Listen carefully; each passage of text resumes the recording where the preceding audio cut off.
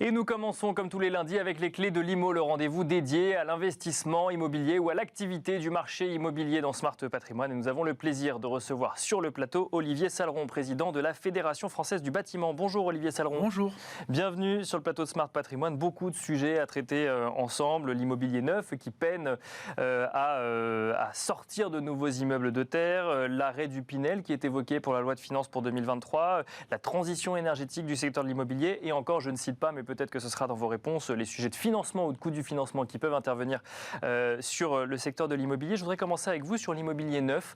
On a l'impression que ça fait plusieurs mois, voire on peut peut-être même commencer à compter en années, qu'on entend des professionnels du secteur nous dire qu'il y a un vrai sujet en matière de vente d'immobilier neuf, mais qui n'est pas un sujet de demande, qui est un sujet d'offre, puisqu'on n'arrive plus à faire sortir des immeubles de terre, ou on n'arrive plus en tout cas à construire autant qu'avant. Comment est-ce que vous voyez ça au sein de la Fédération française du bâtiment ?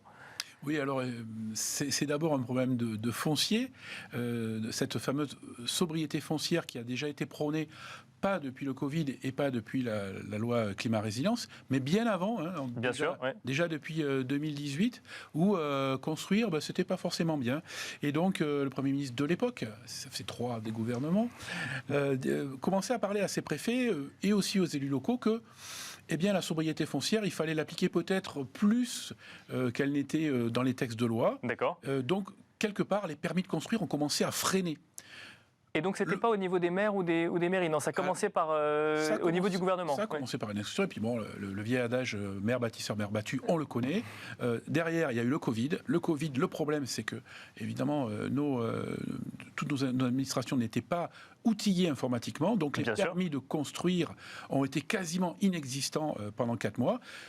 Juste l'année d'après, 7 ou 8 mois après, la loi climat et résilience, et donc on se retrouve avec construire c'est mal, donner des permis de construire c'est mal. L'alternance sur certaines communes et EPCI françaises a fait le reste, avec des élus qui étaient plutôt d'une tendance écologiste, mais plutôt extrême. Donc on a bloqué des quartiers entiers, on n'en a pas développé d'autres, et puis on a dit, aujourd'hui, la zéro artificialisation nette des sols, on va l'appliquer, mais d'une façon extrême. Je vous rappelle, la fameuse ZAN, c'est très difficile à dire, c'est construire 2 fois moins dans les 10 prochaines années que l'on a construit dans les 10 dernières années. Ça nous va très bien. 50%, c'est parfait. On trouve des friches, on est beaucoup plus malin, on rénove beaucoup aussi les logements. Oui, c'est ça, c'est qu'on construit plus, on artificialise plus les sols, mais on rénove l'existant. Oui, alors ça ne suffit pas, parce qu'il y a une pression démographique, il y a pratiquement 4 millions de nos concitoyens qui attendent un logement, pas que social, un logement. Ça veut dire qu'il y a des nouvelles méthodes de vie sociale, des familles monoparentales, donc des gens qui veulent peut-être des appartements ou des maisons différentes. Donc, le collectif neuf, un gros coup de frein depuis 2020, moins 35% de permis de construire. 2021, pas mieux. 2022, une stabilisation, mais vraiment dans le bas du bas. Ce qui veut dire que nous, en 2023, 2024, 2025, la construction neuve va en pâtir largement. Dans le privé, mais aussi dans le logement social, malheureusement.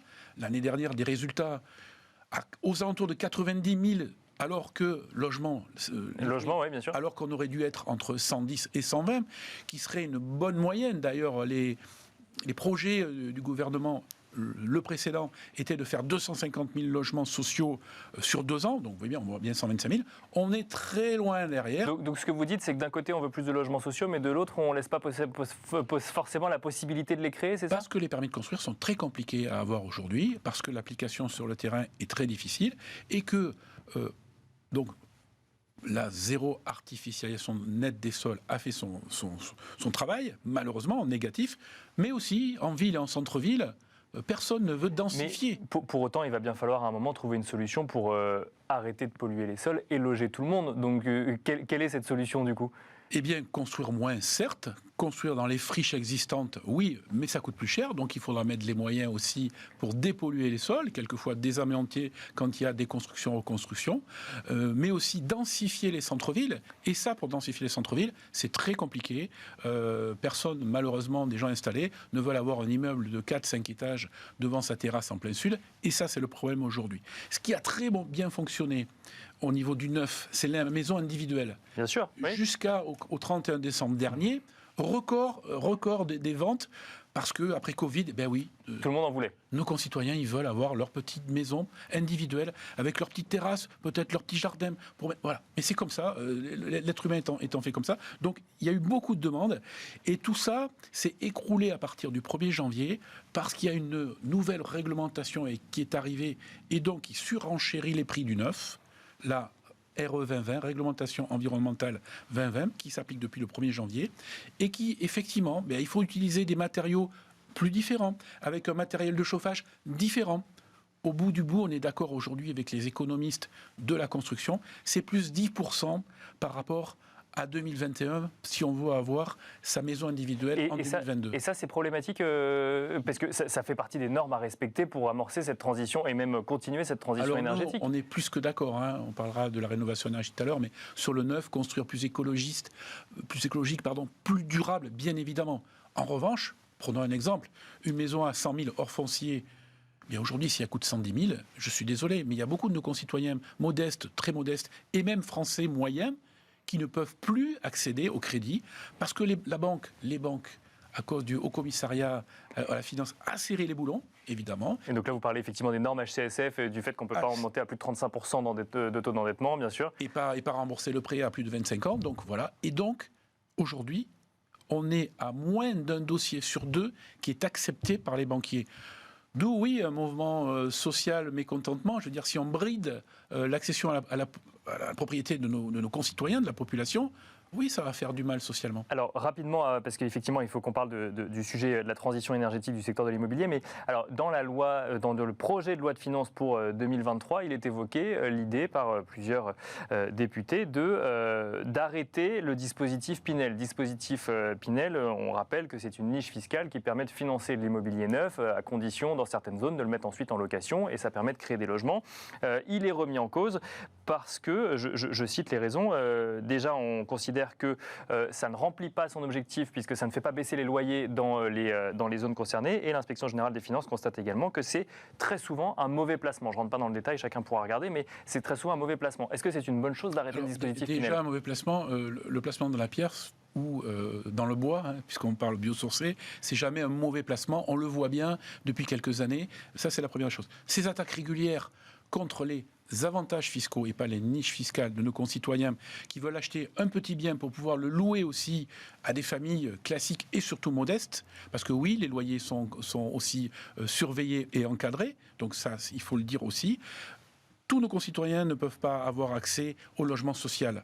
4,5 millions de nos concitoyens attendent des logements sociaux, donc il faut bien les loger ailleurs. Ils sont logés effectivement souvent dans des dispositifs comme le Pinel ou les autres noms de ministres qui ont eu lieu depuis maintenant une vingtaine d'années. C'est des attaques régulières.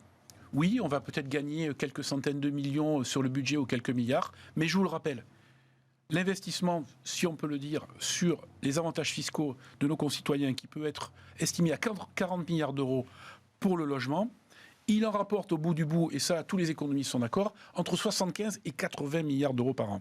Donc, à qui ? À l'État ? À l'État, d'accord, bien évidemment. Donc le delta, il est à plus 40 milliards d'euros pour l'État. On n'en parle pas trop. Et puis c'est vrai que tous les ans, à ces PLF, et effectivement, on veut toujours faire de l'instabilité sur tout ce qui peut exister contre avantages fiscaux, et on va gratter par-ci, par-là. Ce qui d'ailleurs déstabilise complètement les investisseurs et qui rend toujours à la baisse le nombre de logements en France. Parce qu'on investit moins ? Je vous le dis, exactement, si le Pinel est raboté d'un an, comme certains parlementaires qui veulent peut-être se faire connaître ou se faire un nom, ça il faut le dire aussi. Ça, il devrait aller jusqu'à fin 2024, il irait jusqu'à fin 2023. Je vous le dis exactement, un an de non-Pinel, c'est 60 000 logements de moins construits dans les 2 prochaines années. Ce qui veut dire que 60 000 de moins sur les 500 000 qu'on devrait faire chaque année, encore moins, c'est-à-dire qu'on est vraiment dans une crise du logement neuf gravissime. On continue avec les bonnes nouvelles, Olivier Saleron. Transition énergétique du secteur de l'immobilier, notamment avec en ligne de mire les passoires thermiques. On est dans un contexte inflationniste où d'un côté on a des prix qui augmentent, de l'autre on a des tensions sur certaines matières premières. Est-ce que la transition énergétique telle qu'elle est conçue aujourd'hui est tenable selon vous ? Est-ce que le secteur de l'immobilier, le secteur du bâtiment pourra répondre présent ? Alors le secteur du bâtiment aujourd'hui, la rénovation, dont la rénovation thermique, a pris le pas, c'est-à-dire que entre 55% et 60% de nos chiffres d'affaires, c'est la rénovation et pas le neuf. D'accord. Vous voyez, c'est quelque chose qui change aussi. La rénovation thermique des logements, c'est une chance pour la planète, pour nos concitoyens, de dépenser moins d'énergie quand on voit le prix de l'énergie aujourd'hui et demain, c'est un très bon investissement. Oui, on a des problèmes aussi de prix des matériaux. Ça fait 1 an et demi qu'on le signale. Le condamner, ce serait être un peu, voilà, pas connaisseur économiquement. C'est oui, bien sûr. Mondial. Oui, c'est de la faute de personne. Enfin, c'est la faute de tout le monde et de personne. C'est la faute du Covid. C'est la faute après c'est de la guerre en Ukraine, la pénurie de matériaux, les délais à rallonge des matériaux, de l'acier, du bois, de l'aluminium. De la tuile aujourd'hui, vous imaginez? Est-ce qu'on aurait pu penser ça il y a quelques années? La tuile, des chaînes de production qui sont plus fournies parce que ça coûte trop cher à produire. La bien tuile, sûr, un matériau énergo-dépendant, comme la brique, comme le carrelage, et aujourd'hui, on manque de matériaux. Donc, mécaniquement, l'offre et la demande, c'est vrai qu'on a du travail actuellement. On a des carnets de commandes qui sont bons. Je pense que sur la planète, c'est à peu près pareil. Le bâtiment en général fonctionne plutôt très bien. C'est un refuge aussi, il faut le dire, donc tant mieux. Donc oui, il y a des tensions sur les prix parce qu'il y a beaucoup de demandes. Quelque part, est-ce que ça peut freiner? Oui, ça peut freiner. Parce que les aides, pareil, de l'État à nos concitoyens, MaPrimeRénov', les C2E, quelques aides aussi départementales, régionales, etc., pour l'instant, elles sont stables, même ça progresse un petit peu. Légèrement, effectivement, mais donc, ça reste stable. Oui. Donc je dis plutôt bien. Plutôt très bien, continuons. Parce que ça, c'est ça qui fait vivre nos artisans et nos petites entreprises sur tous les territoires, et pas que dans les métropoles. N'oubliez pas que la FFB est présente partout dans les 100 départements, dont les Outre-mer, et là, il faut du travail. Eh ben, on finira là-dessus. Merci beaucoup, Olivier Salleron. Je rappelle que vous êtes président de la Fédération française du bâtiment. Merci d'être venu sur le plateau de Smart Patrimoine.